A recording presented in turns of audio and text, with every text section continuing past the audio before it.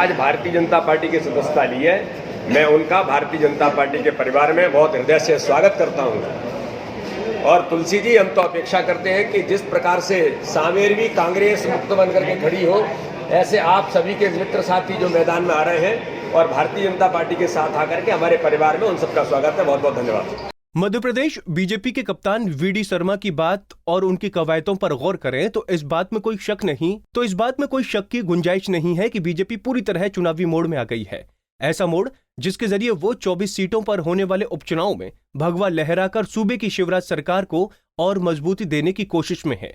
लेकिन इस घटनाक्रम के दौरान अगर कोई मसला चर्चा का विषय बनता है तो वो ये है कि क्या अपनी सरकार को मजबूती देने के लिए मध्य प्रदेश बीजेपी एक बार फिर तोड़फोड़ के ही सहारे है। दरअसल जिस तरह बीजेपी ने तुलसी सिलावट की अगुवाई में कई कांग्रेस कार्यकर्ताओं को अपनी पार्टी में शामिल किया, उससे इस बात का अंदाजा आसानी से लगाया जा सकता है कि ज्योतिरादित्य सिंधिया के साथ हजारों कार्यकर्ता बीजेपी में आने के बाद भी उनकी निगाहें कांग्रेस पर ही टिकी हुई हैं और वो कांग्रेस को और कमजोर करके उपचुनाव में अपना विजय पताका फहराना चाहती है। उधर बात अगर कांग्रेस खेमे के बारे में करें तो वो बीजेपी की इस नीति पर सवालिया निशान खड़े कर रही हैं और उसका दावा है कि चाहे कुछ भी हो जाए, चुनाव में जीत तो हमें ही मिलेगी।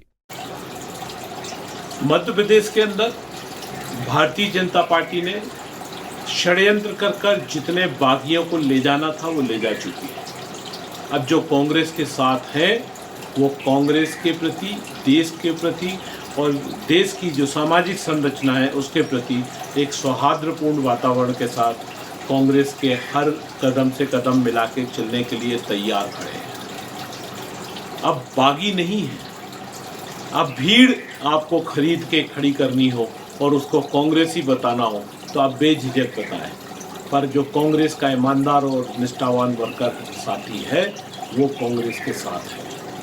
अब तो देखना सिंधिया जी को है कि अब कैसे उन बागियों की मांग को भाजपा के अंदर पूरी करवाते हैं, कैसे अपनी जो षड्यंत्र उन्होंने रचा था उसमें वो सफल होते हैं। अब देखना भारतीय जनता पार्टी को है कि कैसे वो अपने यहाँ की बगावत को बचाते हैं, कैसे वे उन बागियों को जो कांग्रेस के हैं उनको वो आत्मसात कर पाते हैं, क्योंकि जो गद्दार होता है, जो धोखेबाज होता है, वो सबके लिए एक से भाव रखता है। आज उनने हमारे संग धोखा किया है, कल निश्चित उनके संग भी धोखा हो सकता है। ये बात भारतीय जनता पार्टी और उनके नेता और कार्यकर्ता जानते हैं, इसलिए हर चीज़ का निर्णय समय आने पर सामने आएगा। कांग्रेस की वो ताकत है जिसको कभी कोई खत्म ना कर पाया है, ना कर पाएगा। यकीनन इस बात को दरकिनार नहीं किया जा सकता है कि सत्ता की देहरी चढ़ने के लिए बीजेपी ने कांग्रेस में तोड़फोड़ का सहारा लिया है, लेकिन अब एक बार फिर वो इसी रास्ते पर चलती नजर आ रही है। हालांकि इस बीच बीजेपी के सामने संबंधित दल बदलुओं को साध कर रखने की भी चुनौती है, जिससे वो कैसे निपटती है इसका हर किसी को इंतजार है।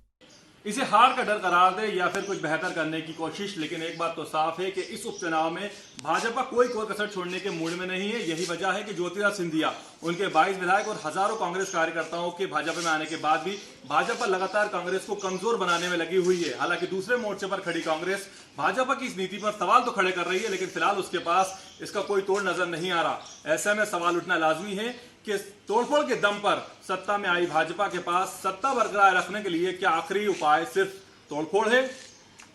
इज़हार हसन खान, पंजाब केसरी, भोपाल।